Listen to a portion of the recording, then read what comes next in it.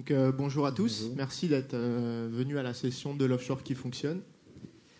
Donc, on va tout de suite passer dans le vif du sujet en vous présentant un petit peu un retour d'expérience client et on va vous montrer d'abord quelques chiffres par rapport au contexte. Donc, on parle d'un projet qui a été réalisé dans une banque d'investissement, un projet assez ambitieux puisque c'est un projet sur 5 ans avec un budget de 10 millions d'euros et une vingtaine de personnes en moyenne. Donc, au bout d'1 an et demi de projet, on a un premier constat. C'est qu'on se retrouve avec un cahier des charges qui, de l'aveu de la MOA qui l'a écrite et de la MOE à qui on l'a soumis, est incomplet et ne permet pas de passer à l'étape suivante qui est le développement. En parallèle de ça, on a au niveau de la branche métier dans laquelle se fait le projet une stratégie d'offshoreisation des développements. Donc l'offshoreisation des développements, c'est le métier et la partie MOA qui reste à Paris. Et les développements sont réalisés dans une filiale de la banque à Singapour. Donc on ne parle pas de forfait offshore à proprement dit. Et on a un premier retour de projet. Un premier qu'on ne pourrait pas qualifier de succès, même voire on pourrait appeler un projet en semi-échec.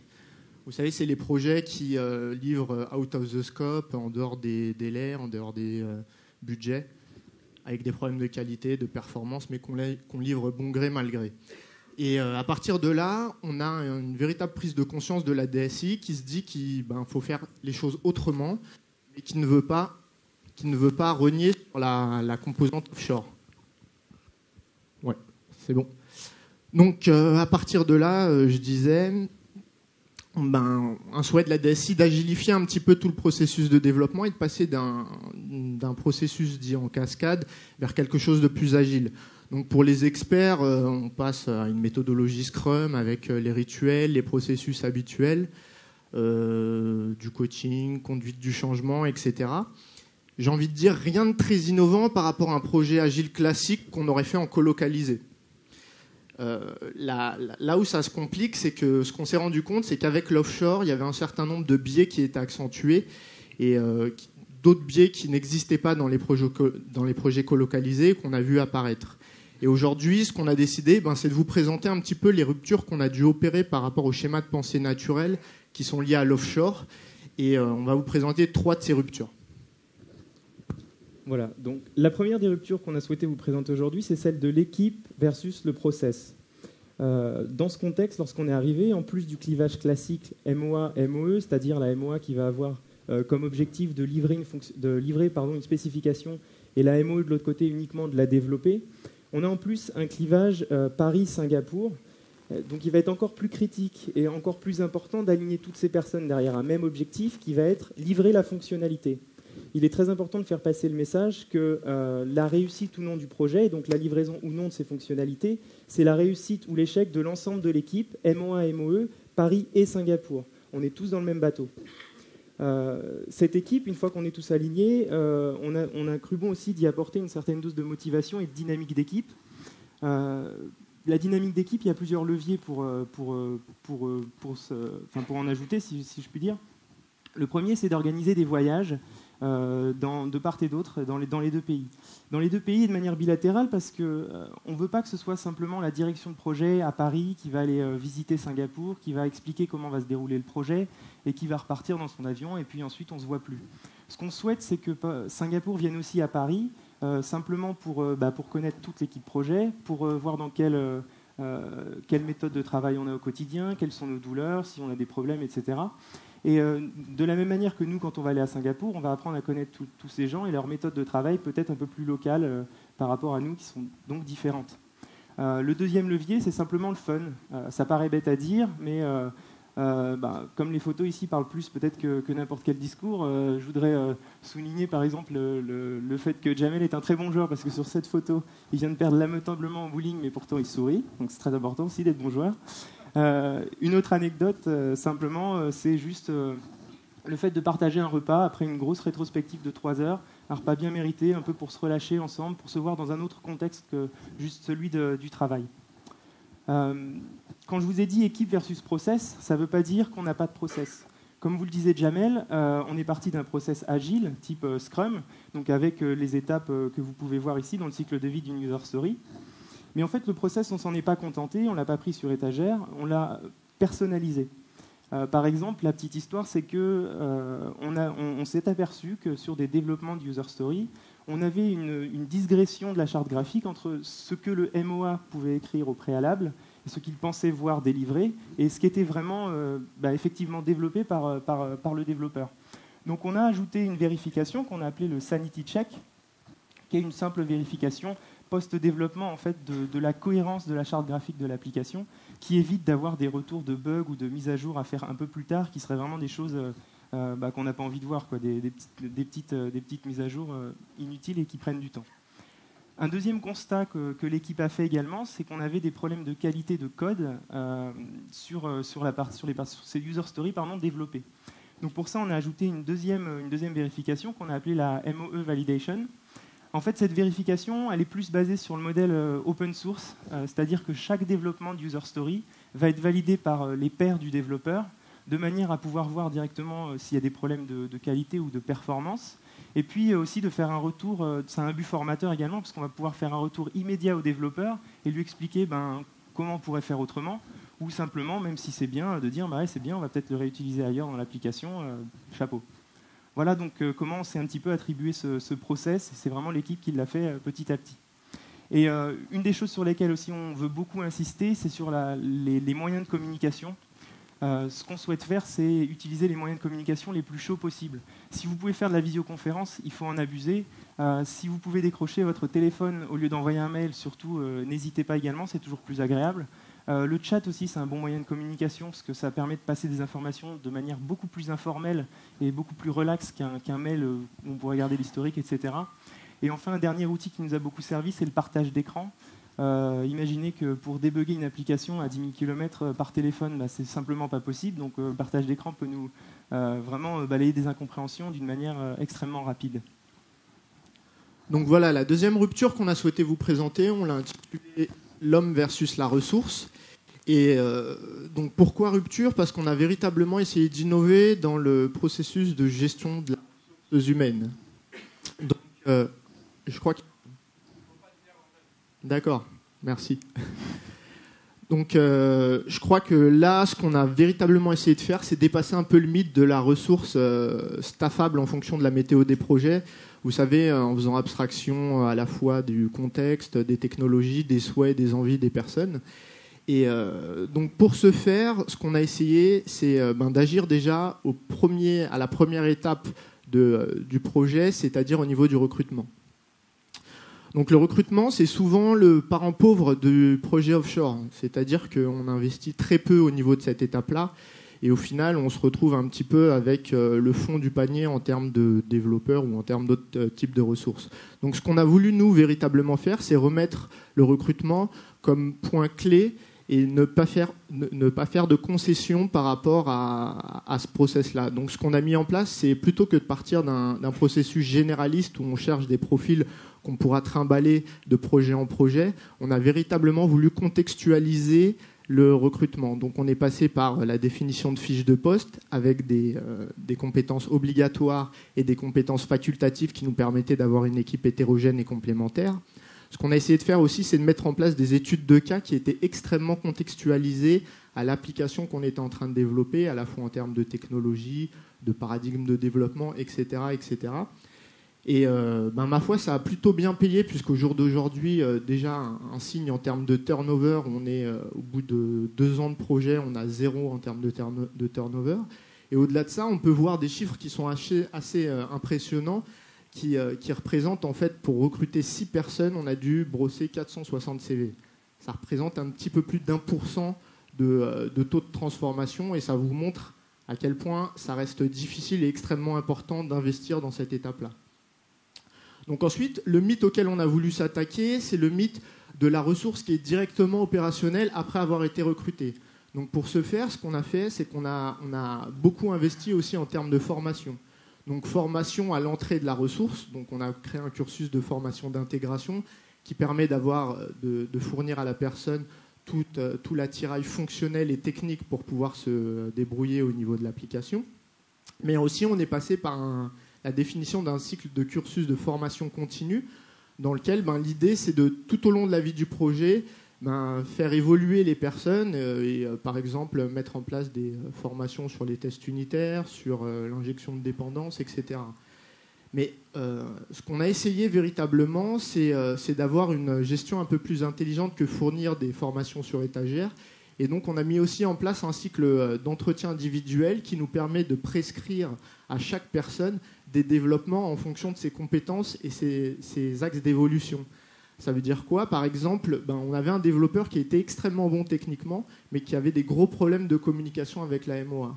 Et là, on n'a pas hésité à orienter cette personne vers des formations de type soft skills, où il pourrait s'améliorer par rapport à tous les autres profils un peu classiques de développeurs qui, eux, avaient des formations techniques à réaliser. Et le dernier point par rapport à la formation, c'est qu'on a mis en place une cellule de support, on pourrait dire, d'accompagnement au projet, qui était donc dédié au projet, situé à Paris, et qui leur permettait de résoudre un certain nombre de problèmes techniques qui méritaient une expertise un peu pointue, mais de fournir aussi un certain nombre de templates de code, de produire le cursus de formation, etc. etc. Alors ce qu'il faut bien comprendre, c'est que l'idée, ça n'a pas été de faire émerger une élite de développeurs qui prennent la place de l'ensemble des développeurs. Ce qu'on a vraiment voulu faire, c'est faciliter la diffusion de la connaissance. L'idée, là, c'est qu'on a aussi mis en place un certain nombre de pratiques qui permettent à chaque membre de l'équipe de se mettre en posture de sachant et aussi d'apprendre des autres. Donc là, je pense à 2 pratiques qui ont été très bénéfiques dans le cadre du projet. La première, c'est ce qu'on a appelé le stagiaire qui devient formateur. À partir du moment où vous avez suivi un cursus de formation, vous êtes amené à le donner à vos pairs qui n'ont pas évidemment suivi cette formation pour pouvoir, d'une part, légitimer la personne sur ses connaissances et faire une sorte de contrôle de validation par rapport à les connaissances qu'elle a acquises. Le deuxième point qu'on a mis et qui a été extrêmement bénéfique, c'est ce qu'on a appelé la tech-tro. Encore un mot avec un petit copyright, et qui permet en fait de mettre en place un espace d'échange bienveillant entre les différentes personnes de l'équipe technique. Et c'est un espace qui a lieu à chaque itération, donc une fois toutes les 2 semaines, et qui permet d'échanger à la fois ses fiertés et ses douleurs sur le code et sur le patrimoine applicatif. Donc là, l'idée, encore une fois, c'est de mettre en avant les personnes en les encourageant à participer et faire apprendre, mais aussi à recevoir en termes de connaissances. Donc véritablement, le point clé, ça a été la diffusion de la connaissance. Et ça a tellement bien marché que cet événement de TechTro s'est reproduit au niveau de la MOA et des testeurs avec des UseTro et des TestTro. Voilà, la dernière rupture qu'on a souhaité vous présenter, c'est celle de l'émergence face à l'a priori. Comme je vous l'ai présenté tout à l'heure, au niveau du process, un certain nombre de pratiques et d'étapes ont émergé du fait des difficultés et des besoins et de la réalité du projet. Cette émergence, on va s'en servir également pour gérer tout ce qui est standard du projet. On n'arrive pas devant l'équipe en disant on a la bonne solution de traiter telle ou telle problématique, il faut faire comme ça. Non, en réalité, ce qui se passe, c'est qu'à chaque fois qu'on va avoir un problème récurrent, on va se réunir lors de rétrospectives, par exemple, et on va trouver ensemble, toute l'équipe, une solution à ce problème qu'on va essayer. Je dis toute l'équipe parce que c'est important que ce soit l'équipe qui trouve la solution, qu'elle n'arrive pas d'en haut, pour qu'elle puisse se l'approprier. Donc, par exemple, nous, ce qu'on a remarqué, c'est qu'on a plusieurs MOA qui écrivent des user stories, et on a vu qu'il y avait une différence de style, une différence dans la structure de ces user stories, qui fait que ça peut amener à des quiproquos ou des différences de compréhension selon les personnes.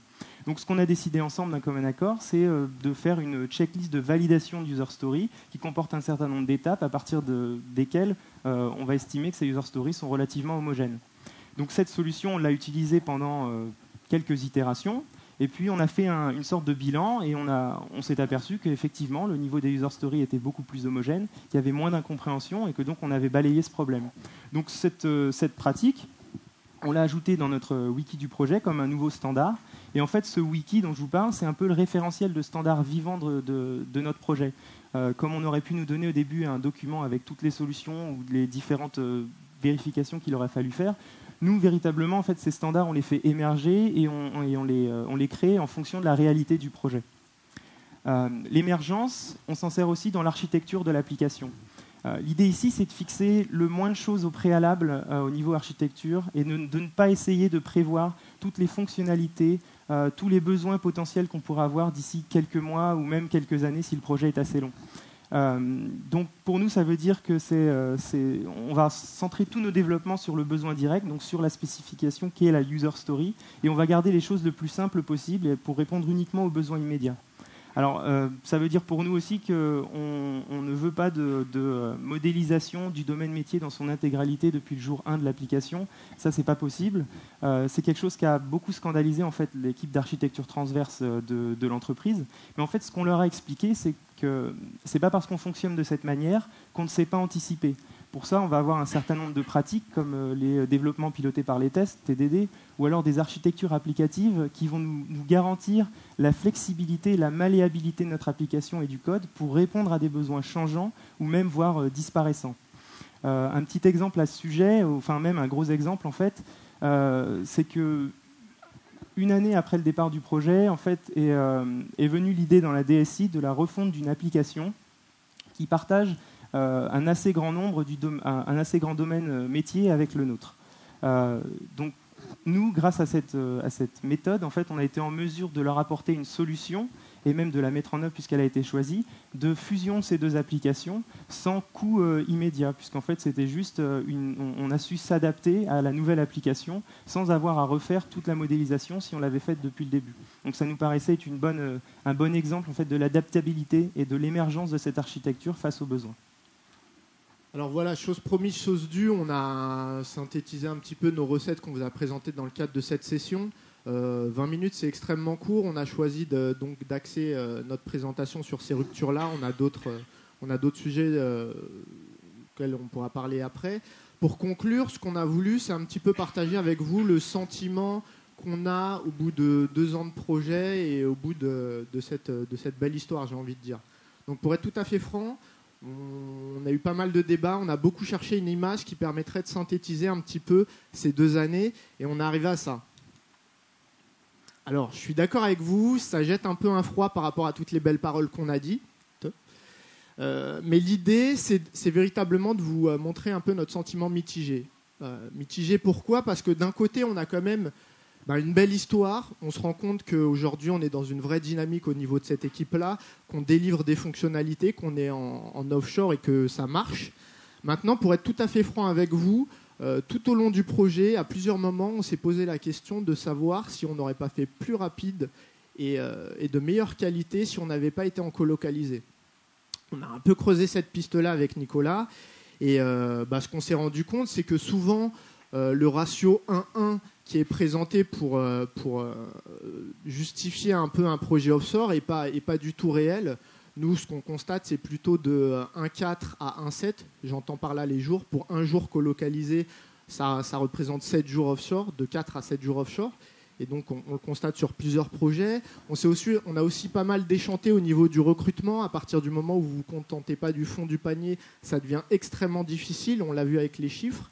Et enfin, on a vu que les 10 000 kilomètres ne permettait pas une communication optimale et ça induisait des coûts qui n'étaient pas forcément présents dans les projets colocalisés.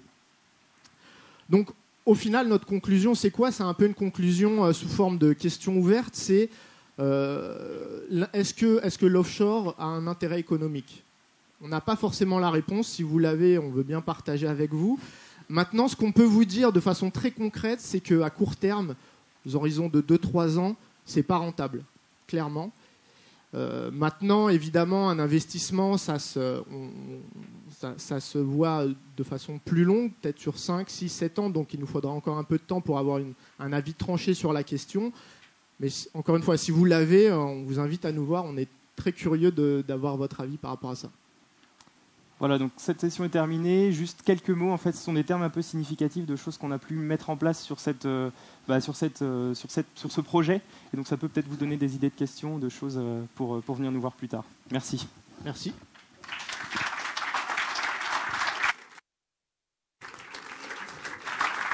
Bonjour, j'aurais voulu vous poser une petite question qui était juste le rythme des entretiens que vous planifiez quand vous pour revoir, réévaluer un petit peu les gens et leurs besoins d'évolution. Et également, est-ce que vous avez pensé à la solution aussi de placer quelqu'un de Paris sur place? Alors, première question par rapport au recrutement. On a un petit slide on n'a pas voulu le mettre parce qu'il est un peu lourd. Mais en gros, ce qu'on a fait, c'est qu'on a mis un processus de recrutement en 4 étapes. On reçoit les CV. Ensuite, ce qu'on se rend compte, c'est que beaucoup de CV sont bidonnés. Donc, on fait une sélection de CV, mais cette sélection est pas très brillante. Et on est obligé de faire des entretiens sur CV. C'est obligatoire. Et on se rend compte que là, il y a beaucoup de CV qui passent à la trappe parce que c'est des expériences, des tournures de phrases qui sont reprises directement des fiches de poste, etc. Ensuite, ce qu'on a fait, on a fait des études de cas. Alors, une petite particularité par rapport à Singapour, c'est que la plupart des développeurs qui sont envoyés sont des développeurs qui habitent en Inde, qui sont en Inde et qui n'ont pas la possibilité de se déplacer à Singapour dans les locaux pour réaliser les études de cas. Les études de cas, c'est des études sur code. Oui, je finis juste là. Donc les études de cas, c'est des études de code sur machine et évidemment, il faut un certain environnement pour les faire jouer. Donc on s'est rendu compte qu'il y avait un coût par rapport à ça et pour répondre à votre question, et ça mettait pas mal de temps, de 1 à 2 semaines, pour faire venir les personnes dans des filiales indiennes de la banque pour pouvoir les faire. Donc en gros, le processus de développement en son entier, à partir du moment où on sélectionne un CV jusqu'à éventuellement son recrutement, ça doit bien prendre de 2 à 3 semaines pour une personne. Donc pour recruter les 6 personnes, les 460 CV, etc., on a mis au bas mot 3 mois. Si vous avez plein de questions... La deuxième question, j'y répondrai en privé si vous le souhaitez, je vous détaillerai plus l'organisation. Je vous recommande de prendre un verre avec Jamel et Nicolas. Merci.